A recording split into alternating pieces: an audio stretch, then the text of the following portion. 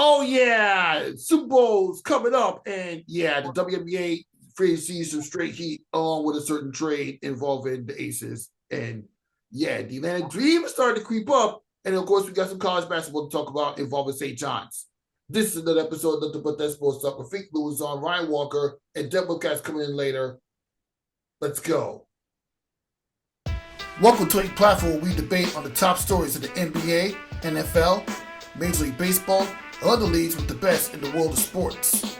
You'll also get interviews with many athletes and media talents at several basketball events, including the WNBA and college basketball. My name is Rafik Lewison, and this is Nothing But That Sports Talk. Welcome to another edition of Nothing But That Sports Talk. Rafik Lewison alongside Ryan Walker. Don't forget to subscribe, like, and share to my YouTube channel, Nothing But That Sports Talk, to get all your latest interviews and content. First of all, welcome to the show, by the way, straight from the Brotherhood. Yeah, now I was in Takeover today. Takeover tournament in Queens, Pro-Am. They did a Pro-Am game, one part of the Final Four. So their championship will be next week. And also did the live stream for Eagle Academy Queens. I also got this. I got it. Hold on. Ooh, Takeover. Yeah, some intensity there. Yeah, I gotta shout out to my family, my peoples, my new adopted family. My man Kenneth Bartlett. Yeah, Jr. It kind of blurred out, but yeah, nice T-shirt. Although I can't really. Okay, now I can see it. Yeah, it's my man Buddy Kenneth Bartlett Jr. Senior year at Eagle Academy Queens. Mm-hmm. Doing very well for himself. And you see that Real Skills logo. Shout out to my Real Skills. I'm proud of those guys. My man Dion. So Mom and them definitely looked at and got me a shirt. So big shout out to Eagle Academy Queens. Undefeated at home. Another home victory where they're just playing really impressive at home. And I think their last remaining games are all at home. So we've been there live streaming all the home games all year. And we're spreading out a lot of other schools in Queens are starting to really take notice and asking about us to, do their stuff as well too. So that was the goal, to eventually kind of be like Sage in Brooklyn, in Manhattan, where they cover a lot of the games, and we're doing the same thing out in Queens. So like I said, big shout out. We just did the Eagle Academy high school games, and we'll continue to do the home games. I think we have another one Tuesday and Thursday next week. And after that, same thing like we did on Tuesday, we played the one half of the Final Four for the Takeover tournament for what Prime Studios Focus is doing. Prime Focus Studios, LLC, my man Prime, and his Takeover tournament in Queens, which has really been exciting. Oh, Leaky Roof was playing today and had another great performance, like 3 threes in like a minute and a half. We give Team Flawless a victory. So it's amazing with that. My hometown original family crunch time, we'll start back in February. So we got big things going on with that. And stay in tune because the winner will be definitely standing room only. And 5 a.m. Brotherhood, I'm back there this Sunday to do some of the last parts of the regular season games because their playoffs is approaching.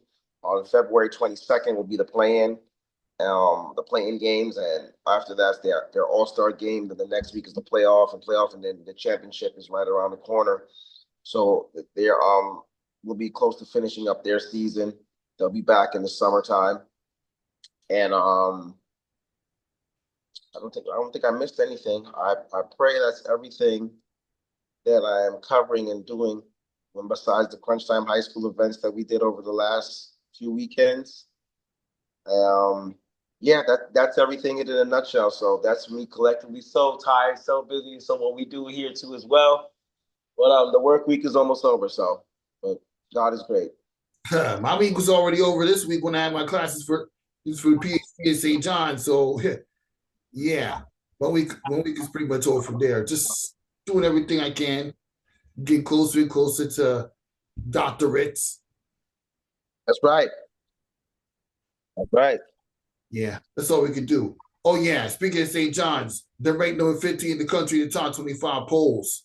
That's the highest they've been ranked in like however long. That's forever long. since they've been a top 15 team That's in probably 20, ranking. 25 years, maybe Ron Artest, 1999, 2000, 2001-ish. That's probably the last time they've been And anywhere. it's the highest rank since and they went undefeated in the month of January. Undefeated in the month of January for the first time in over a decade. Man, all it takes is a good coach and Rick Pitino to turn a college program around. That's all it takes. Him, Kadari Richard, the guy that's known to hit clutch shots ever since high school. You see it happen in the park. And a couple other good guys too, like Lewis Jr. Man, what more can you say?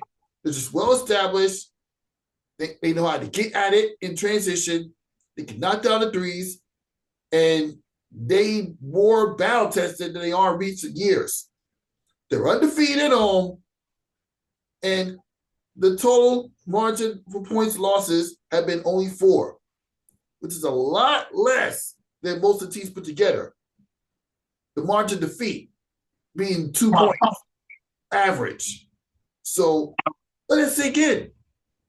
Let's call it the way it is. St. John's is literally running the yard, at least as a top 15 team. Wouldn't you agree? Oh, I mean, Pitino turned it around big time. We knew that was going to happen. His presence, what he can do, what he instills in the basketball program. They did very well with recruiting a lot of, top D1 JUCO type guys throughout the summer, which is helping them big time with their depth, with wing and interior players, and some of the guys stuck through, like Simeon Wilcher stayed with the program and stuck it through, and he's playing a good role with the team now. You mentioned Luis, how dynamic and special he is towards the team. Kadari Richmond, of course, that transfer from Seton Hall to St. John's was huge for them. You got already an established college player, started off at Syracuse, then did very, very solid in his years at Seton Hall. And to get that type of experience and that type of guard who's home too in New York, in his backyard. So as a matter of fact, excluding Kadari going to Syracuse, he never was too far anyway, right? You know what I'm saying? I mean, he was close even at Syracuse per se, but that's a 4.5-hour drive, or compared to that, what it normally is from Rutgers or where he's at St. John's, he's like 20 minutes from home. So they have a good team. They're turning the program around. They're I'm not going to go as far as you say as running the yard, but they're definitely running the Big East right now. I believe they have a 1.5 or maybe a half game lead, or 1 game lead over what's going on there. I'm still give a lot of credit to UConn. I know in the Big East tournament they will be a threat, regardless of, even though they lost some guys to pros and a few guys to transfer, but Danny Hurley still instills good stuff down there. And Marquette. Marquette will be a threat no matter what in the Big East tournament. But I think more, I got this young lady in my job, one of the residents, who's a huge St. John's fan, alum and everything, and very familiar with a lot of people in the program. And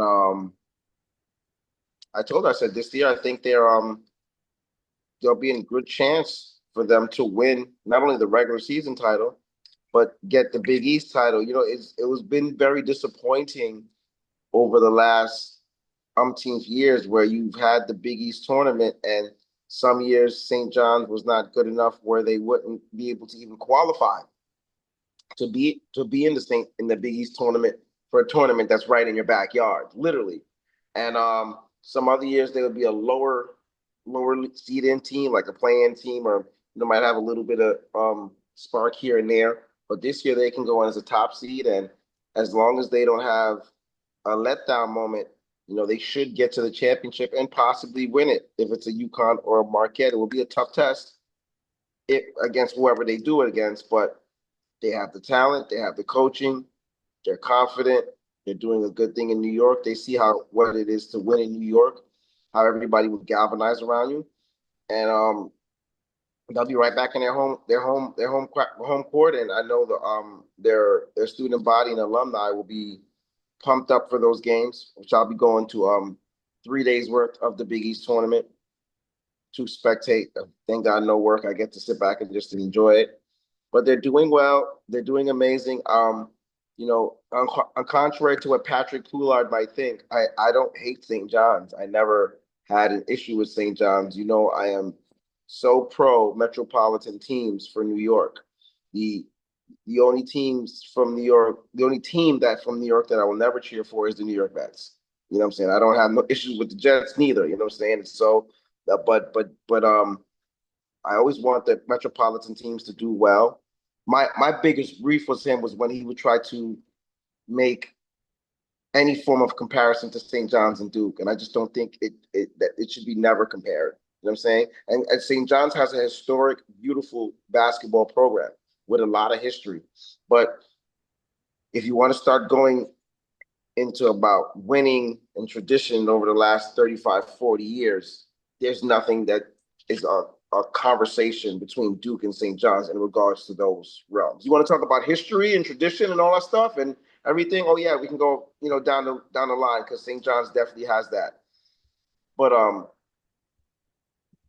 nothing else. If they're running the yard, then what is Duke doing right now? And Duke's 2 losses are to Kansas and Kentucky on the road. Yeah.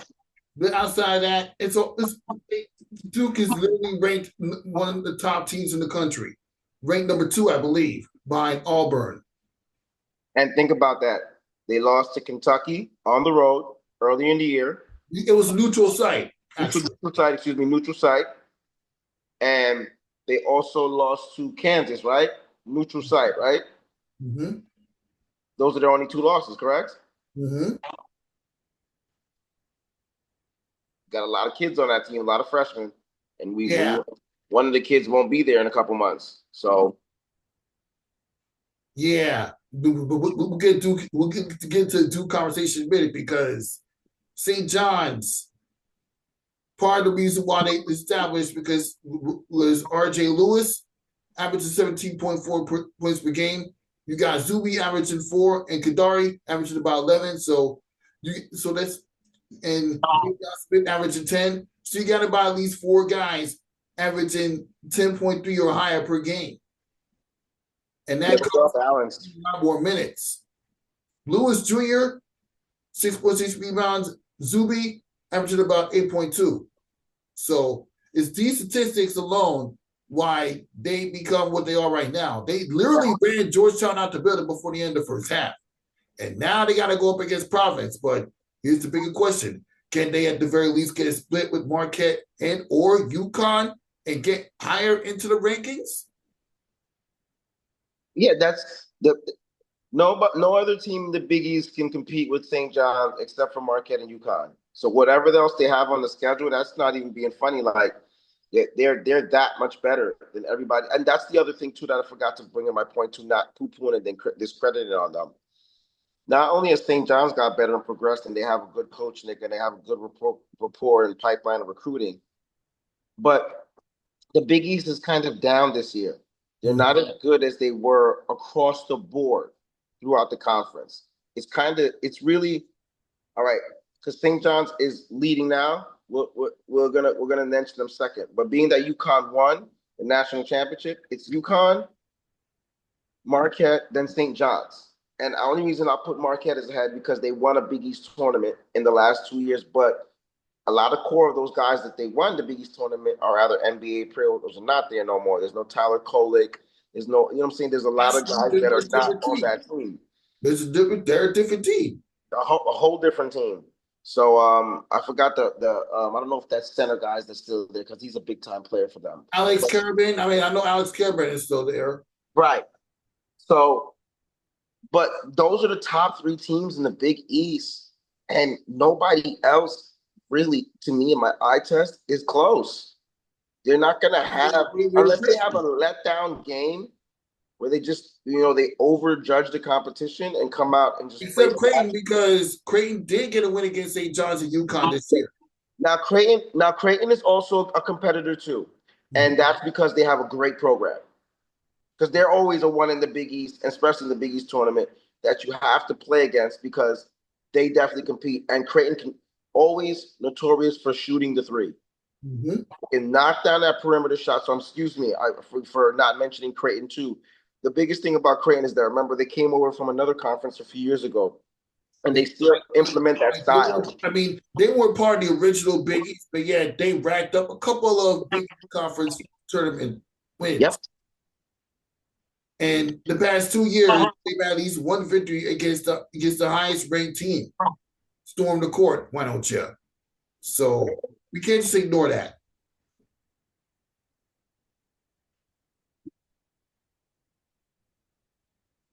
So what has got you thinking about?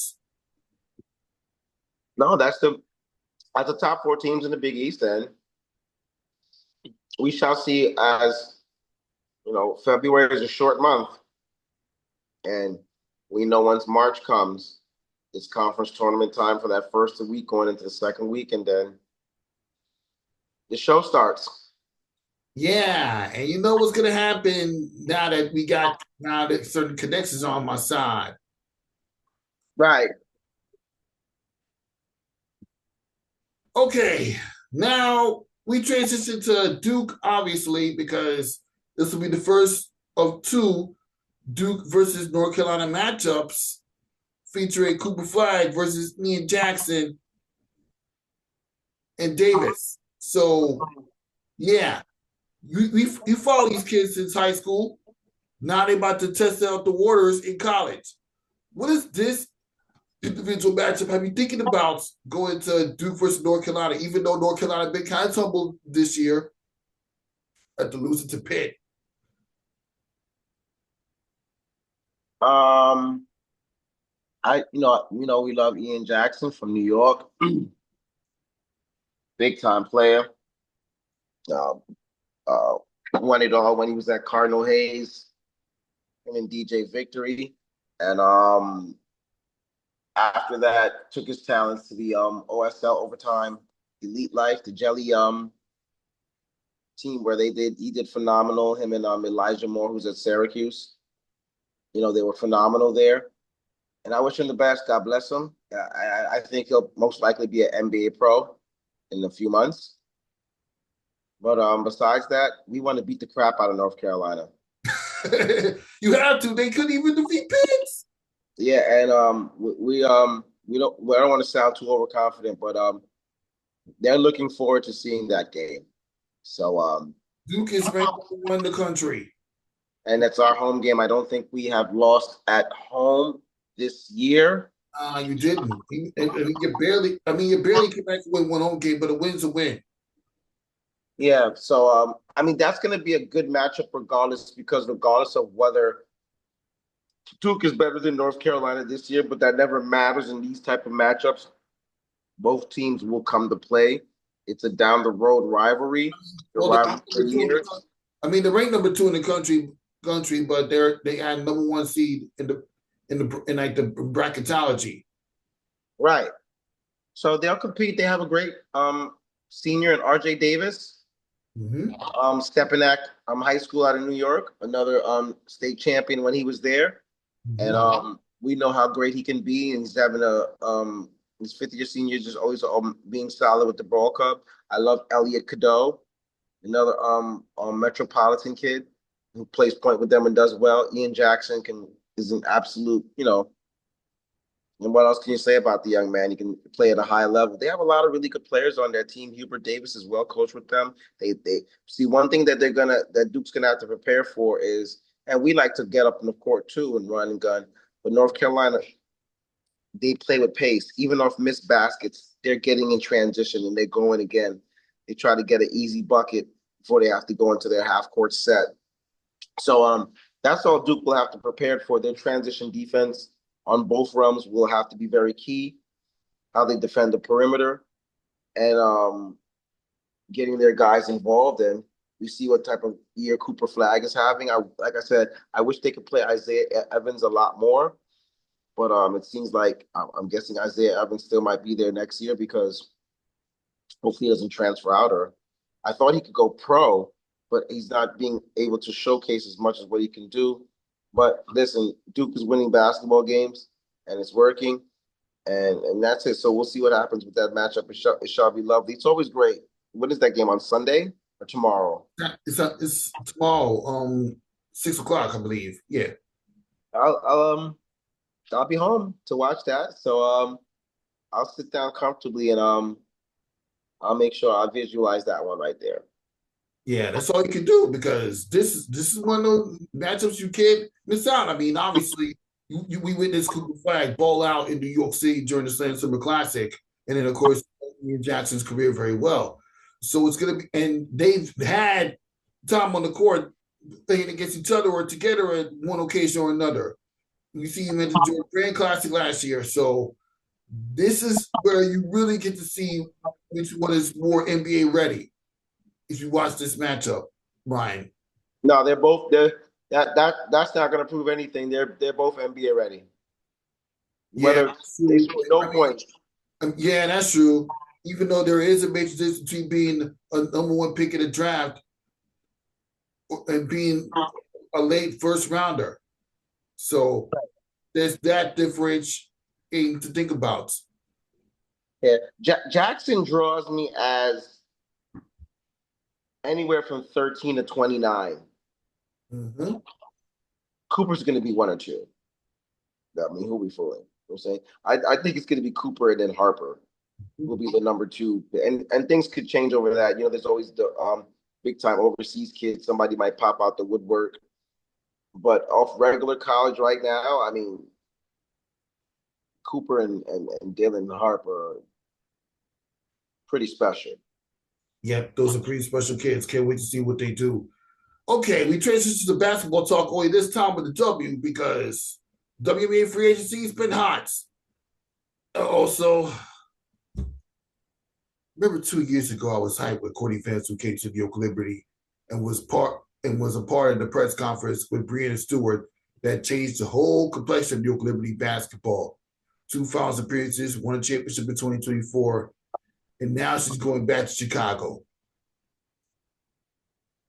Before I get to the other free agent news that happened in the WNBA, what is your intake on Courtney Vandersoot going back to the Chicago Sky after bringing a championship here in 2 tries?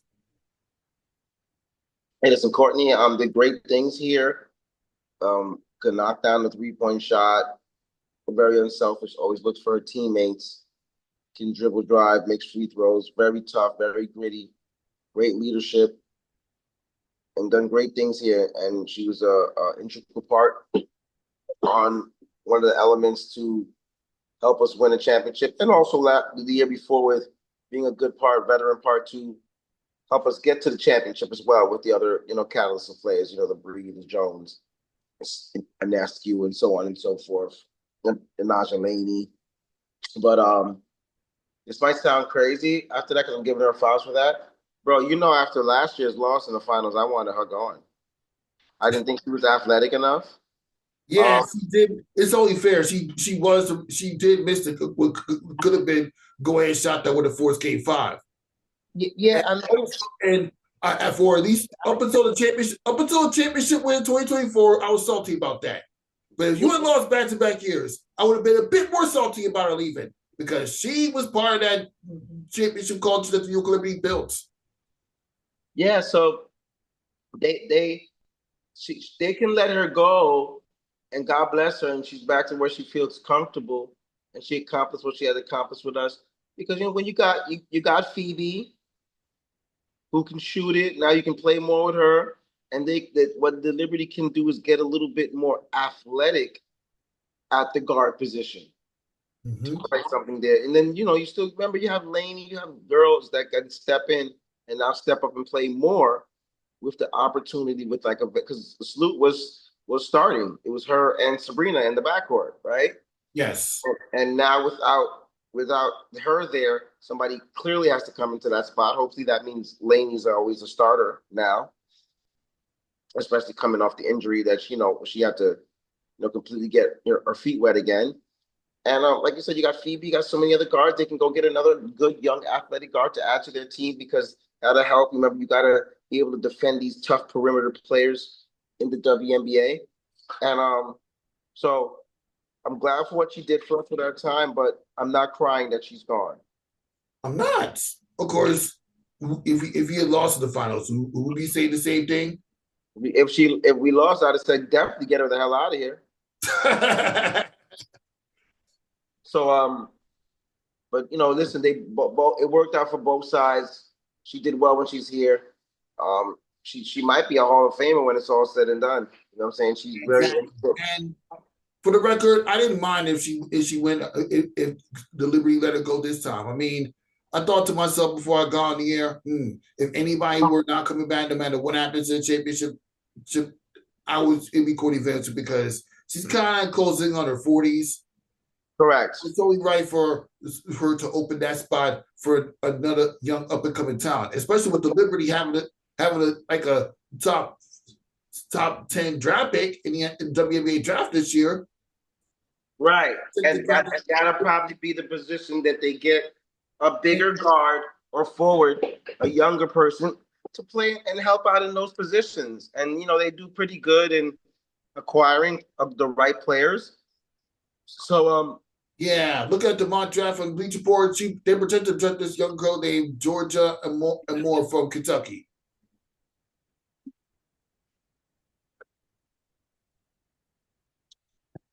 As long as she's young, athletic, can shoot it, and guard and defend, I think that flows into perfectly for what they do. Yeah, it really does. But what I am hoping is that they complete the Satu Sabali trade. And they get Satu Sabali. Yeah, the Oregon Ducks connection is going to be real. Yeah. And then like you said, you'll have both Sabalis. You'll have one interior, one for the perimeter. You'll have Phoebe coming back, we love what she does and such a great shooter. You'll have a healthy Anaja Laney. We love what she does in the lineup. We know what Inescu can bring. We know what Stewie New York brings. Jones is back, thank the Lord above. And they have a really good core of team. They do something with that number 10 draft pick, maybe add something else in. You're talking about something that you can do here, Liberty. If you're talking about possibly holding on to a championship culture here in New York, let's see how far that's at. And the conference has gotten better, so they have to make sure they compete. And now they have to remember that now you are not the hunter, you are being hunted. So every night, even if they eventually get a blowout of a team, every night they're going to get the best from every other team because they're the champions. And it's not that saying you can't win the WNBA championship in game 1 or game 15, but teams that are trying to get to that level or want to prove they're at that level, or even a lower to middle team that's trying to build up, will look for that as a barometer to be able to say that, hey, we can beat the WNBA champions and compete against them. Those are definitely building blocks for any team. So in any sport, whenever you're the champion, you're always going to get a team's best. The Celtics get everybody's highest effort every night. That's not to say that the Celtics cannot rack up blowout wins during the season. But for the first parts of the game, until things spread out, they're going to get at least a high effort from the other team because they're the defending champions. You don't have to if you have to motivate somebody, a player, to say, we're paying the defending champions. If I got to motivate you for that, then you don't have a competitive fire driving you. And sometimes we misconstrue that. Yes, coaches and stuff got to motivate players and put them in position. But you know what? Damn it, sometimes players got to just take onus too. You got to motivate yourself. If you're not up to play a game, then who can make you up to play the game? You understand what I'm saying? So they're going to get everybody's best effort every night, and I think they'll be ready enough for the challenge. Yeah, exactly. And you know what? And this is exactly, and you add on to the reason why losing Courtney Vandersoot and Kayla Thornton to the Golden State Valkyrie doesn't really hurt that much, because we know with our top players, we can actually get back to the promised land, or at the very least be in semifinals. I mean, it's obviously that's going to be up in the air. We know Liberty is going to be healthy. And you're talking about how the conference has gotten better. Let's talk about the picks that the Atlanta Dream picked up in free agency. Brittany Griner, Brianna Jones. That's it. What are your thoughts? You think the Dream will be better? Oh, yeah, they'll be better. I tell you this much, they got taller. They just racked up a lot of rebounds, too, with those two pickups as well, too. They're going to be good. They were pretty solid this year. I know they gave the Liberty a very, they were always a tough matchup. So, that's something that they, the conference has gotten better, to say the least. And you have to remember Atlanta. You still have to remember Washington. Still have to remember, Chi-Town has gotten better. So, Indiana Fever. The Indiana Fever. Oh man! So it's not going to be a walk in the park. It's not. I mean, you pair these two veterans out with Ryan Howard. You have Alicia Gray. This Land Dream team is closing in on coming back. They're cooking something up. They're closing on coming back.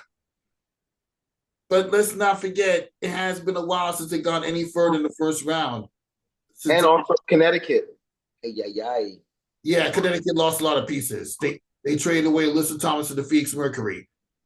Wait, nice.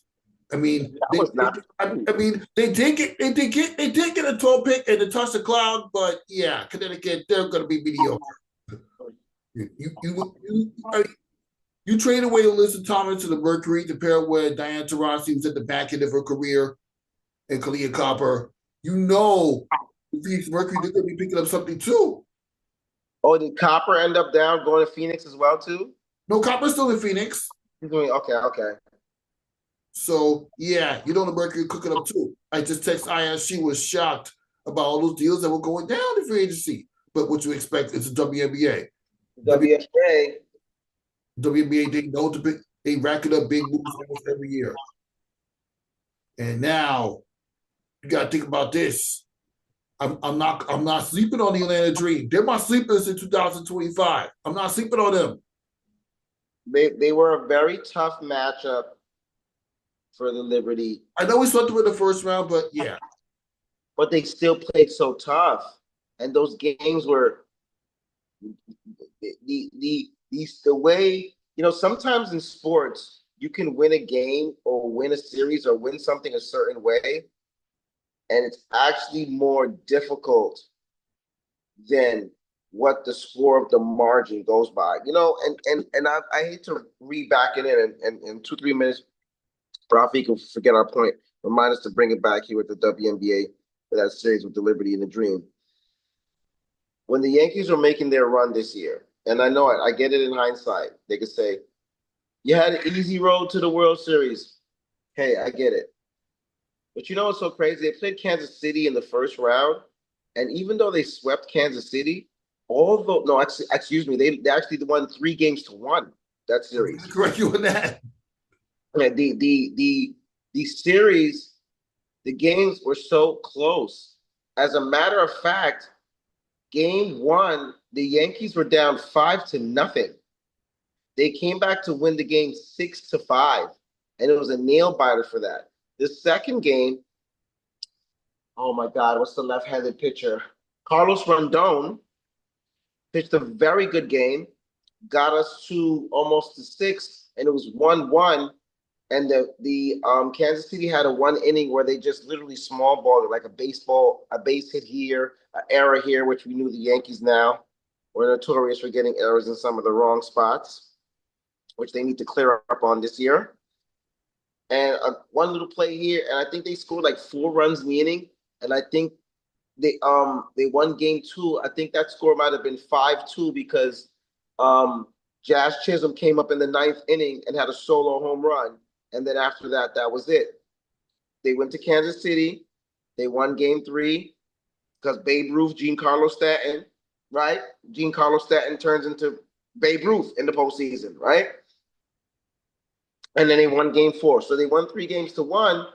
But boy, they sweated every game. So somebody from the outside is going to say, oh, the Yankees, they had an easy road. They won 3-1 against Kansas City. That bull crap, maybe for your perspective. But when you're a fan and you're actually watching the game and you're like 6-5, down 5-0, had to come back to win.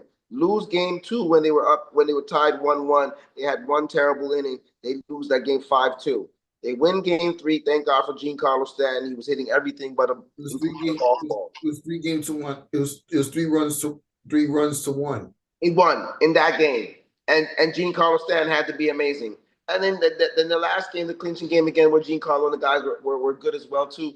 Those were close games. You know, the games against the Cleveland, regardless, you look at it. Oh yeah, they got past. Those were some tough, nail-biting games. Cleveland made it interesting. I'm glad they couldn't hit in that series. If they were hitting, we would be in a lot of trouble. So with that being said, going back to the Atlanta Dream and the Liberty, yeah, they won 3-0 that series, right? No, it was 2-0. I mean, I was at the game. Well, it was a wire-to-wire blowout win for Liberty game 1. It was game 2 where the Atlanta Dream were tough as nails, and the Dream were 13-26 going to the postseason this year. They regressed a lot. Yeah, sometimes the series doesn't really tell how difficult it really was, and Atlanta's gotten better, and that's something that the Liberty, as good as they are, you know, with everybody who's gotten better, they need to pay attention to. Yeah, Atlanta Dream has more size. So those gonna feel weird watching Brittany Griner wear an Atlanta Dream jersey. A change of scenery was needed for her and Brianna Jones. Yeah. Because they're going to go back to mediocre. Even though they brought back Rebecca Allen after trading her away to the Mercury last year. And I already mentioned they added Natasha Cloud in the 12th pick in the 2025 draft. Yeah, let's see what the Connecticut Sun's going to go from here as they start to rebuild. Because this is going to be insane. Insane. Now, speaking of insane, Jewell Loyd is on the Las Vegas Aces in a 3-team trade that sent Kelsey Plum to the Los Angeles Sparks. The same Aces that won back-to-back and Liberty needed 4 games to take out in the semifinals, they added Jewell Loyd and sent Kelsey Plum to the Los Angeles Sparks. Oh, Sparks they're going to be better. I mean, Kelsey Plum with championship experience, you teamed her up with Cameron Brink, reunited with De'Erica Hamby. They're going to be better, but they're not playoff tier just yet. Or even if they are 7 to 8 seed, that's a 7 seed. That's the highest I see the Los Angeles Sparks go. But the Aces, they're closing in on the gap with the Liberty after adding Jewell Loyd. What are your thoughts on this trade? It was good. Jewell Loyd was a big pickup for the Aces and a different element, and that'll help them big time. And they'll be right back at it in the fray to compete, and that's something that we need to pay attention to as well too. I'm very shocked. It worked out for all teams if you really want to think about it, but I was just very shocked to see the Aces give away Plum. Yeah, that's very just. I mean, I know in this business in general, there's no loyalty and honor amongst an owner and a player. You know, there's only guarantees when you're in your prime. When you're not in your prime, I'm not saying that Kelsey Plum is in her prime, but that's the only time when the loyalty be over. Owner will tell you right in your face, and you step in the office and be like, "No, we love you. We're not going to trade you." And the next day, you'll find out you'll be traded. So we get it in sports, but I was just very shocked because I thought Kelsey Plum is like a part of what they were trying to build. You know, they won a championship and they won back to back and they went to the semifinals. So, you know, you figure her and Asia and what's the guard that came back from the injury? Courtney Gray, right? Courtney, am I saying that right? So you thought that those are the 3 that, you know, they're going to build a solid. They're going to continue to build the foundation. Right.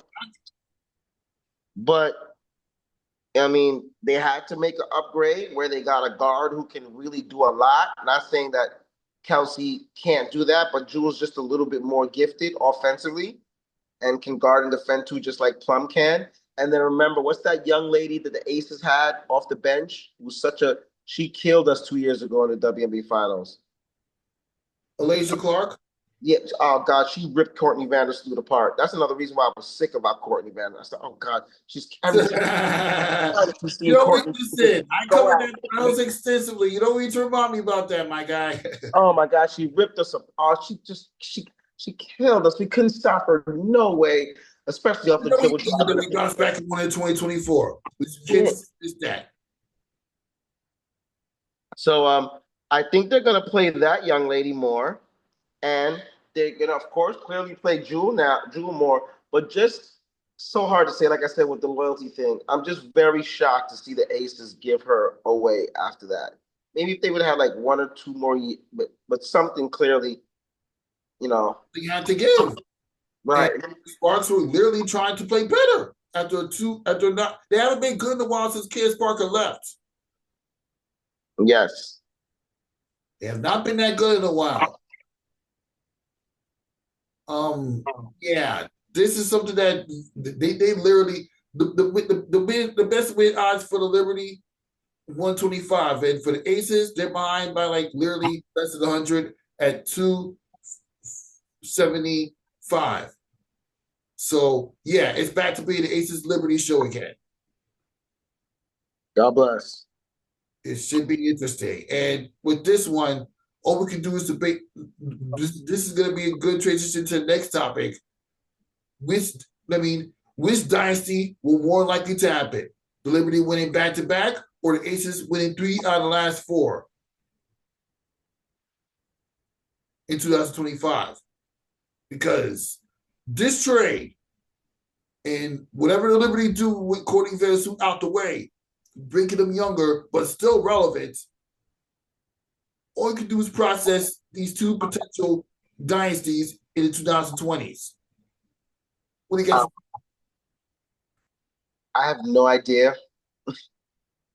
I know it's hard. Well, this one is very difficult. My heart and mind wants it to be us. Yes, we all do. The goal is to win back-to-back championships. Nice hoodie. So the goal is to win back-to-back. So selfishly and heart-wise, it's the Liberty. Realistic, and it is realistic for the Liberty, but because the Aces actually won 2 in a row already and lost last year in the semis to the team that won, it's the percentage for them, because and you said dynasty. The Liberty would have to win this year in order for that to be a conversation of a dynasty. Winning 1 doesn't even matriculate. It doesn't matriculate dynasty. Right. So even if the Liberty lost this year, hypothetically, and won the next year, and then let's suppose they lose the next year and then win the year after that, 3 titles in 5 years, then that you can consider a little bit of a dynasty. Or let's suppose they win this year, lose, they won just now before, lose this season, win the next season, then win back-to-back, and then lose again like in the semis or the finals, then you could say, okay, the Liberty got a dynasty. Being that the Aces have won 2 out of 3 and they just improved, if they win by accident, that's better to stay for a dynasty. You know what I'm saying? Even before the Liberty could get into position for that, even if the Liberty come the next year and win. So it's the Aces by probability per se, but we know the Liberty have a damn good chance to win the conference again and get to that finals and definitely win it. Especially if they got the confidence, they know how to do it. That would be very interesting to see these 2 Goliaths if they could actually match up in the finals. Especially with the finals being the best of 7 next year. Right.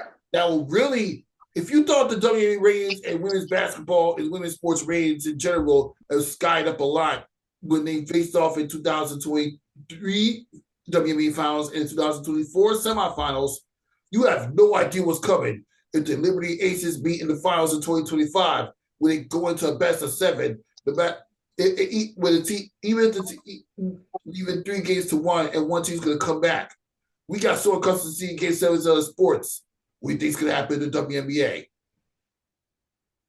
Well, I'll tell you this much. It's a good thing they went to that. So, no disrespect to them because they have a great, good, solid ball club and they're well coached. But at least we don't have to worry about Minnesota crying this year.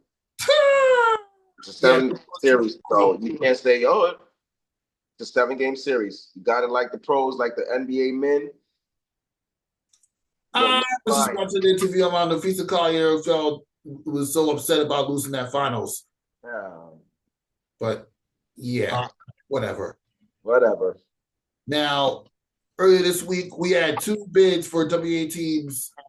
One coming from Nashville, and Candace Parker is going to be involved in a bid for a WA team to come to Nashville, Tennessee, naming it Tennessee Summit, which would make sense if it goes through because, you're honoring the late Pat Summit.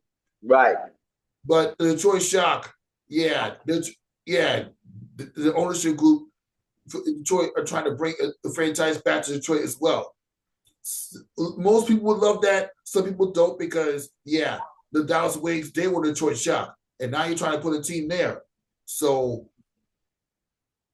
we should think about what do you think the future would look like if Detroit and Nashville or one of the 2 cities had a WNBA team? It would be cool historically to see Detroit back in general, just the name thing. And I think that Nashville idea is awesome. Dada Parker's getting a part of it. Her Tennessee ties and how deeply tight she was with Miss Pat Summit, rest in peace her soul. So that's a super idea and a great thing to transition. And Tennessee's a nice area where the culture there, they cling to their teams, they support, especially when the team's doing well. So that'd be good for the funnel of that. Detroit Shock would good to be back to have that team. Only thing that I have as a request is that don't have them play in the Auburn Hills. Let's get a good cozier, kind of like you see how we have the Westchester Civic Center. They need a little bit bigger apparatus than Westchester Civic Center, but something more to play in where they can pack that thing out and sell out. See, that's the biggest thing. They were struggling selling tickets. What's crazy? It's hard to sell out a Pistons game, yet alone a Detroit Shock game. You understand what I'm saying? And that gymnasium is huge. And if the Pistons are not drop dead good, they don't fill up the seats in Detroit. They just don't. They have a young. The Pistons have been playing decent this year, but and they're still not filling up the seats because they're a young core. The Pistons fans are very loyal, smart, and energetic, but they only really put their butts completely to sell out the seats when they know they're a good team.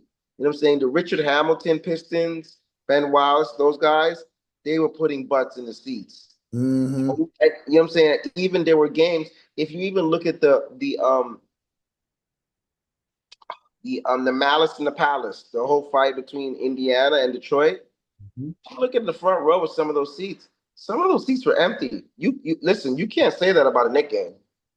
Whether the Knicks are great or terrible, it's a sellout. Now, Madison Square Garden, the world's most famous arena, is a different sell than the Auburn Hills. I get it. But that's where I think that they were struggling so much is because you got to sell tickets and you got to put butts in the seats. And I don't know if they'll be able to do that in the stadium they're in. The Pistons cannot even get a sellout stadium. So we should Google at some point to see how many games the Pistons sold out this year, like actually really sold out. And they get them a better place to play and get more butts in the seat, it'll be fine. Listen, look at us. Look at the Liberty. Yeah, it's in New York. Yeah, people support. But if you don't fill up those seats enough with the Barclays, and they're lucky that's a more in that was the issue with the Garden after a while, where they were filling up seats, but then it started to dwindle as they weren't as competitive as they were before. Even when they were good to the Charles days. Right. So you go to the Westchester County Center, and that's a more abandoned box. It was a nice facility, but maybe you needed just a little bit more elaborate for them. Like that's what I said. So Detroit needs like a smaller college campus to be able to play their games at. You know what I'm saying? Like like a Fordham gymnasium. Mm-hmm. Fordham, very close, tight, structured in. But when Fordham fills that girl up, they fill that girl up in that stadium, don't they? Mm-hmm. It's a very good environment. So if they can get like a playing environment like that with maybe just a little bit more, I'm all with that. And let them make some money and go from there. Yeah. Although it may not be called Detroit Shock, they might name it something else because Detroit Shock name was they went to Tulsa and then went to Dallas and became the Wings. At the very least, they're working on bringing it back because you already got 3 expansion teams. They can't. The Birds' goal is that it's to get the WNBA to 16 franchises by 2028, and we're not that many years away from that. Nope. We're really not. And sticking with Nashville, Tennessee. Yeah, it's only right because Pat Summitt built the Tennessee winning program when Candace Parker was there in the years before that. And even when the Tennessee is not as relevant, the fact of the matter is they know how to get fans engaged in their games, even though they did lose against South Carolina. But yeah.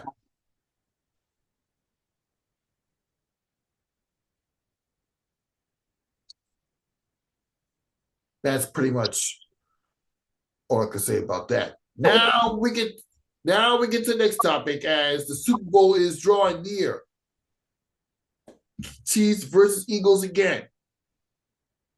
And yeah, the logic choice is to root for Kansas City. I mean, we don't want to see Saquon Barkley win in an Eagles uniform as New York Giants fan. We want the first ever NFL three-peat to happen. Kansas City, we're rooting for you. What you think? You know where my come on, man. I've been on this show for a while with you, and what did I just tell you? We want the three-peat to happen. Yeah, I'll say 2 things before I go into my little point. First things first, big shout out to whether NFC East rivals or not. To the Eagles, they had a really phenomenal season, and they played gritty. Their defense is absolutely stellar, especially how they rush and attack the quarterback. They're good on special teams. We all know their coaching staff is very solid. They had to get used to a new offensive coordinator this year, so it took a little time with some things, but it finally sunk in. Jalen Hurts was hurt at some point at the end of the year. The backup came in and did good. The backup came in and did well. Hurts finally came back healthy. Still passing wise, I don't see what I want completely from him, but Saquon Barkley had such a phenomenal year with them and basically has elevated them offensively to get where they got to get. And it's so funny too, where people, listen, if you're a Giants fan deep down inside and you rooting against Saquon or don't want to see him win because he's over there, then that's a bad thing. Because Saquon is a good dude. He's a New Yorker. He's from the Bronx. He went to Penn State. So I don't want nothing ill will to him. When Saquon signed for the money, I was one of the first people to say, I'm happy that he got paid because the Giants weren't going to pay him. Yeah, they paid Daniel Jones to look on that worked out. Correct. So he did the best thing for him. God bless him and his family. Now back with the whole Eagles thing. So and here goes the fact of the matter. In this matchup, the Eagles actually are the better team completely across the board. That doesn't mean they're going to win because the best player in this matchup, regardless of how phenomenal Saquon has been, is Patrick Mahomes. Without question. So the Eagles are the better team, and the Eagles would have to be up and be winning by 17 points for the conspiracy theorists to not work against them, the referees, as people would say, not work against them, the Vegas betting odds not work against them, and the Patrick Mahomes mystique. Because let me tell you something, deep down inside, the NFL would rather see Mahomes win, do the three-peat. He's also on the threshold of being the next best thing at quarterback. Clearly the next best thing, without question. He's chasing one person. Tom Brady. Right. And this is one stepping stone mathematically to catch up to Mr. Seven. So,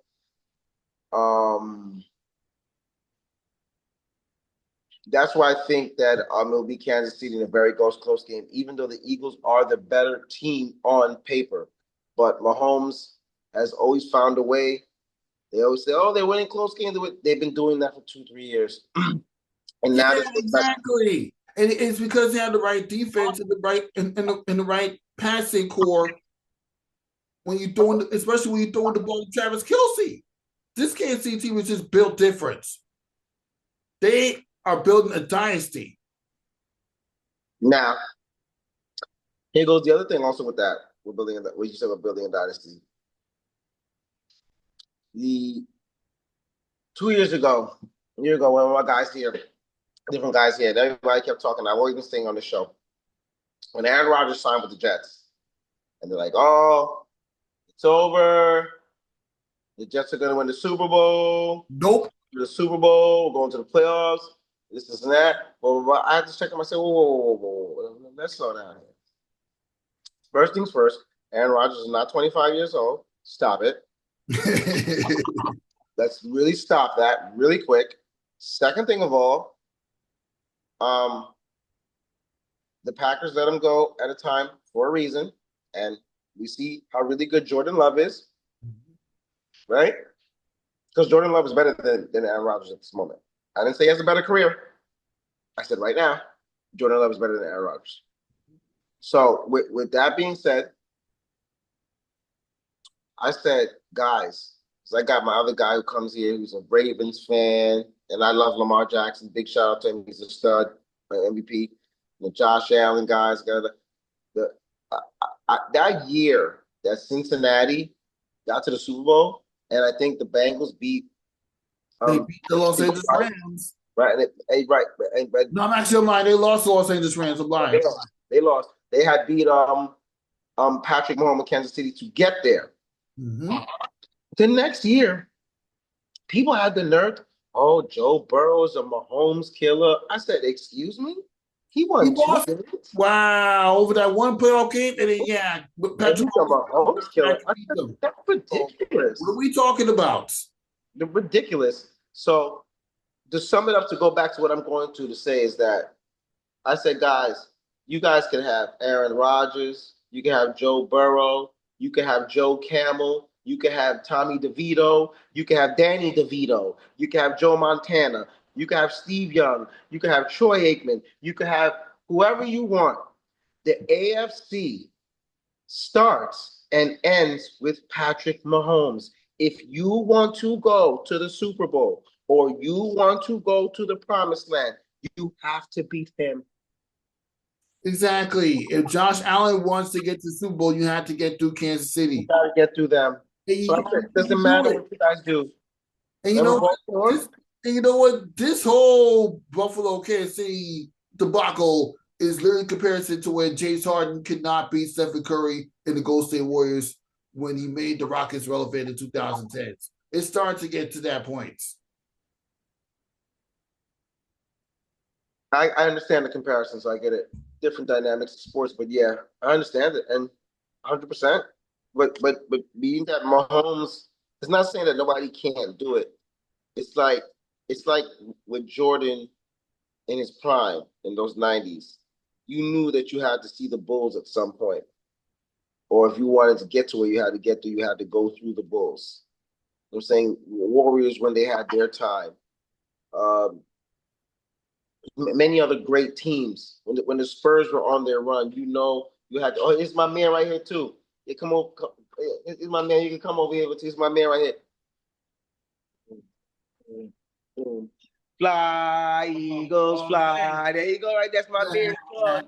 How confident are you that the Eagles can get it done? Come on, baby. You know we're going to get it done. Nah, I don't know. Come on. We know. You want to? All right. We want it to happen, but remember what happened last time, KC? are gonna go with the other people. Remember what happened the last time? Don't forget what KC did to you last time. Yeah, we got a stronger defense now. They're not putting too many points up. That's true. And Gilly's playing inside linebacker.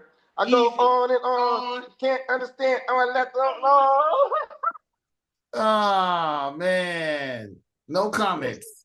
That guy's a psychopath. That'll be good, Sean. So yes, it's gonna be a great Super Bowl though. I tell you that much. And it's really good teams, really the two best teams in football all year. That's really what it really boils down to. I know the Lions had such a great record and so on and so forth. But in hindsight, the Eagles really probably were the best team in the NFC. Clearly, Kansas City was the best team in the AFC, excuse me. And February 8th, 6:38 p.m. kickoff. Now we can wrap up the show for real this time. Sorry we have to break the fourth wall on this one, talking about the Knicks, but yeah, it had to get discussed. Spring training coming up soon. For Ryan Walker, Rafiq Lewis on. Nice to have you on the show. Now next up is the interview with Deb. Oh yeah, welcome to another episode of Nothing But That Sports Talk. Rafiq Lewis on alongside Ryan Walker. How you doing tonight? Doing good. Glad to be in the building.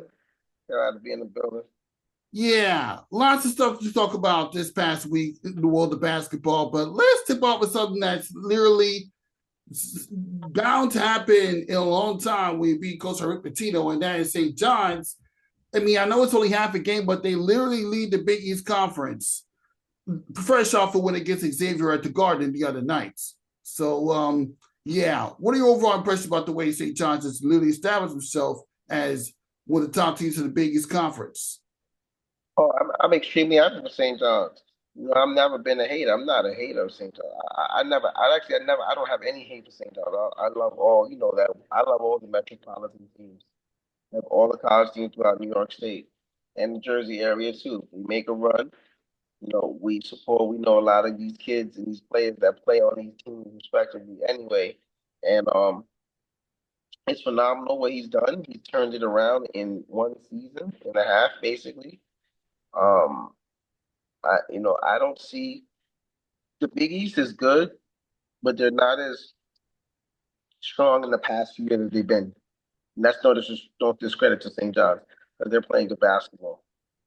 But the Big East is not as good as it was in the past. And with Pitino being there and be able to recruit and bring his ideology and his culture there and get guys to buy in, they defend, they run the floor, they rebound, they play tough, they play hard. He expects that from them.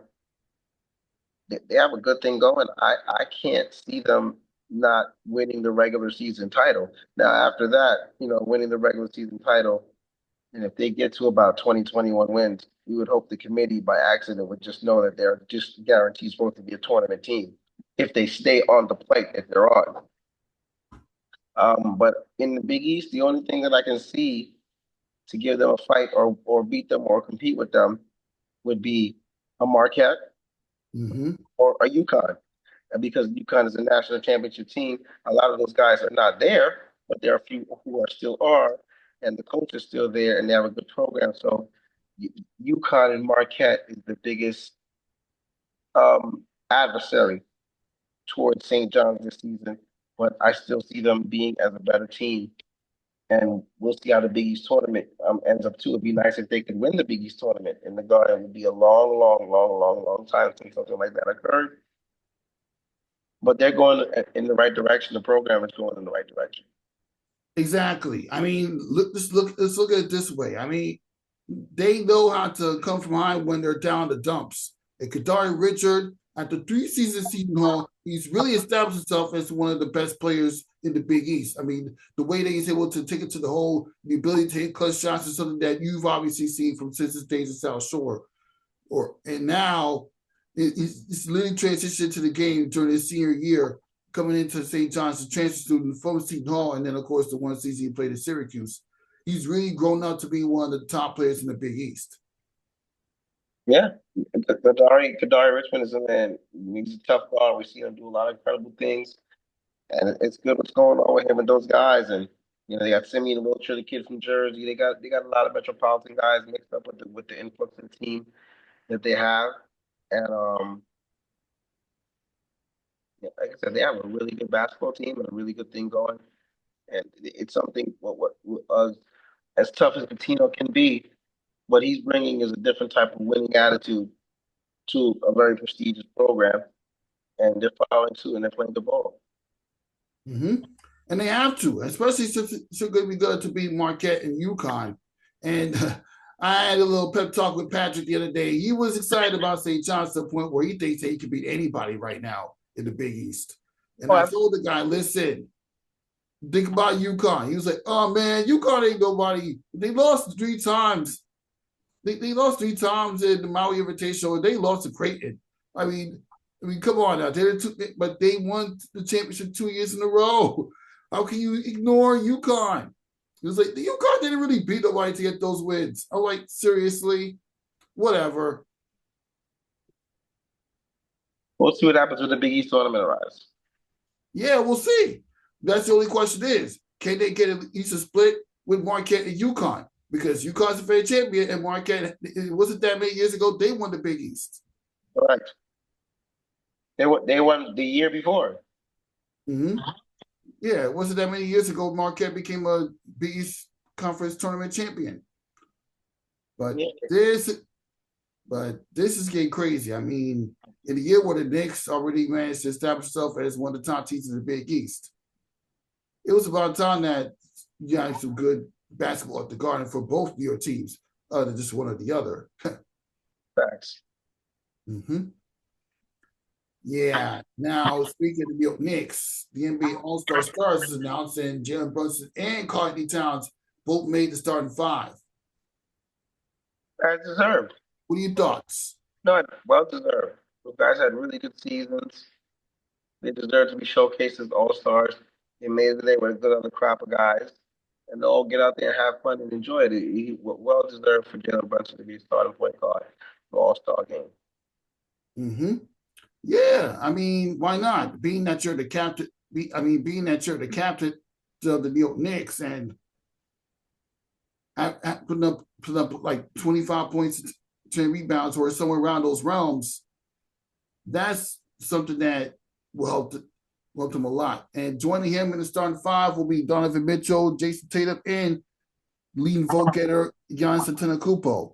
And for the West, you have Stephen Curry, Shai Gilgeous-Alexander, Kevin Durant, and LeBron James, and Nikola Jokic. But I think that's fair. I think the fans actually did it right this time, which is hard to say all the way around. Yeah, although All-Star Weekends have really been that great in recent years. Hopefully, with the new format, hopefully with the tournament format, things will change because All-Star Weekends have been kind of not great. Let's see how this one works. Yeah, let's see.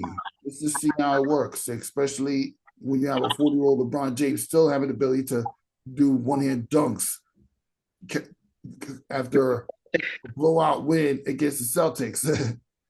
40 years old is still playing. Yeah, that guy's LeBron is just absolutely. I mean, what words do you have for that? Greatness. He's 40 years old, bro. It's crazy. He's an incredible athlete.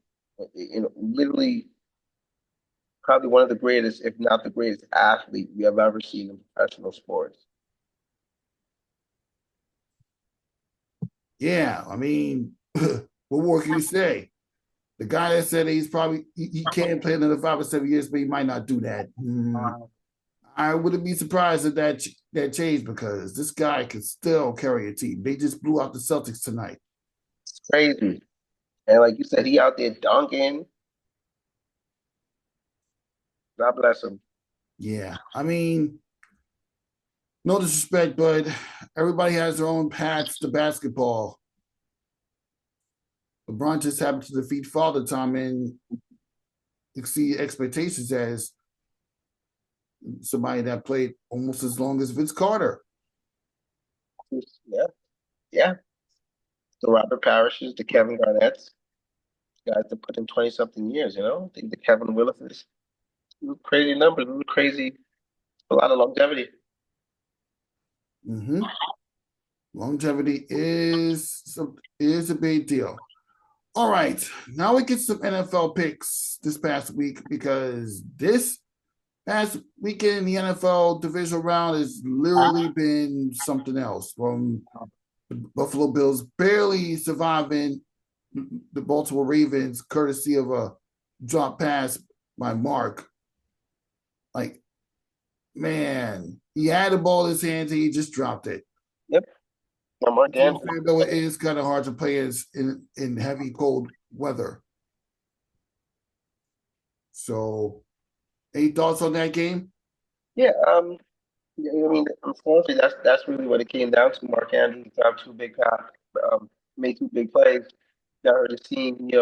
Caught the first down, was driving, was kind of loosey goosey with the ball. They stripped him up, ripped him up, and they turned over. I believe they scored the other way, and then they also with the possession in the overtime. You just got to catch that football.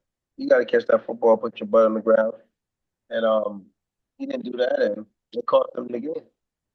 Yeah, and he'll be going up against the Kansas City Chiefs, and being that they play in New York, and as a New Yorker, how confident are you that the Bills can defeat the Kansas City Chiefs this time now that the matchup is official? I don't know. This is going to be a tough one, man. I hate, I picked Mahomes to go all the way through. I would hate to bet against him. If I had to bet against him, I would do it for Buffalo, but Kansas City's too tough to me. I don't blame you for feeling that way. I mean, the teams Buffalo, even when they do beat them in the regular season, they just can't beat them when it matters in postseason time. Right. You got to get him in those games of injury or somebody knock him out and you go on a good run. It's, all types of different elements go until you win it. Mm-hmm. All right. Now on to the NFC as well. It's the battle of the NFC East with the Philadelphia Eagles, who are coming off a narrow win against Los Angeles Rams, going up against the Washington Commanders, who had another upset victory against the number one seed Detroit Lions. But how about the Washington Commanders after Jalen Daniels put up some serious work? Jane Daniels, excuse me. Yes. Well, first of all, I stand corrected. The Washington Commanders are playing a really good football. They're really good on the offensive end. The kid Daniels is amazing. And they got more than a chance than anybody else because he's playing the best football at the quarterback position, playing it at a high level. And the momentum's flowing. They just want to just keep playing football, but win or lose, they're on an incredible run and they're actually there. So God bless. Mm-hmm. But yeah, I know we got this game to focus on with the Philadelphia Eagles, but do you think they're going to pull off the upset with Philadelphia inevitably reach the Super Bowl? Nope. Not even a chance. Okay, that's fair. But being the Giants fan that you are. No, I'm just teasing. They got listen, Eagles have a good team. The NFC is actually very good in general. The Lions are out. That was big time. The Eagles are good, and who are the Eagles facing? Washington. They're playing the Commanders. So like I said, Daniels is playing the best quarterback in the NFL right now, right? In the playoffs, in the active quarterbacks, they have a chance. The Eagles have a lot of talent. You know what's going on with the Eagles to me that I see as a microcosm, and I could be wrong. See, Hurts came back from the injury. Mm-hmm. And when Hurts came back, he came straight into the playoffs. He wasn't playing remarkable football before he went out, but he wasn't playing bad. You know what I'm saying? Then you get hurt, and then you come back in, and remember, Saquon Barkley basically carried them to the first round victory with 205 rushing yards and 2 touchdowns. Jalen Hurts can't expect that to happen again, no matter what the weather is. So that's why this is an interesting matchup. I wouldn't be surprised if the defense has to save Jalen Hurts because I know Saquon's going to play and the defense comes to play. But right now, I trust Daniels more as a quarterback than I do Jalen Hurts. And if Daniels can play at a high level again, I just see Hurts making not the right reads and roles. He might have come back from the injury too early, whatever. But and yet, they still might make it to the Super Bowl. They're the favorite in that matchup. But I'm saying that they just better be careful. The kid is playing good. He's scoring points. Yeah, I mean, the way that they rack up 45 points against the Detroit Lions. My goodness. You can't make this stuff up. But call me crazy, but I might pick the Washington Commanders to win, only because the Giants fan in me would hate to see Saquon Barkley win the Super Bowl with another team. That's fair. I like that. I like that one right there. Yeah, that's pretty much it. All right, that'll conclude this episode. Nothing but that sports talk. Thank you for stopping by, Ryan Walker, and yeah. Oh yeah, quick one before we get off, y'all. Big shout out. What you have on your end before we end it up? What you have up on your end this past week? Oh man, big shout out to Crunch Time Basketball. You know the family, you see the shirt already. We did the Richard Brown showcase at Uniondale High School in Uniondale, New York, Long Island. Some very good teams was out there, Southside, Garden City, who has a really good team, really resurging. Shout out to the kid Noah Lau, very good left-handed point guard. Uniondale played the home team, Baldwin. We had the kid Chase Timberlake and Ethan at the point guard, and Baldwin. They had a really good team with Mari and KD and Aiden, the transfer from Holy Trinity, and it was just a really good basketball team, well coached by Jazz Styles and our guys and them. So it was a really good showcase this weekend. It was snowing. I think blistering snow when we came out. You're telling me. Blistering snow Sunday, bro. So but it was a really good showcase. So that's still in motion. And we'll start the Crunch Time Pro-Am League sometime in February. So that'll be back in motion, and we'll be ready, and everybody be ready for that. Stay tuned. Everybody's gonna definitely love this winter. I'm still with the Fatherland Brotherhood. Announcing with them week by week. Their regular season is very much coming close to an end. They're coming close to their postseason. So we're about to put it into high gear. They have a championship coming in March. So big shout out to my man John Peloso, what he does with the Brotherhood and get me involved to be a part of what they do down there. And big shout out to my guy Prime Studio Focus LLC, my man with his takeover tournament, for giving me the opportunity to live stream the Pro-Am games they have there, on top of live streaming Eagle Academy high school games and being able to do interviews and so on and so forth there through all this tournament. So we got a good thing brewing over there too. We use the Gary Charles Classic, we did the I Love Bebo side. So we got a lot of things that's brewing. And it was just good to be there last weekend, seeing all those different stuff. And high school basketball is clicking right now. Like you said, college right around the corner. I already called my guy Swinger, so when the Big East tournament comes, we got some tickets to go down there and watch some of these games. So everything besides that is good, and I know you doing your work too. So that's what we're here for. It's nothing but sports talk, right? Crunch Time Basketball.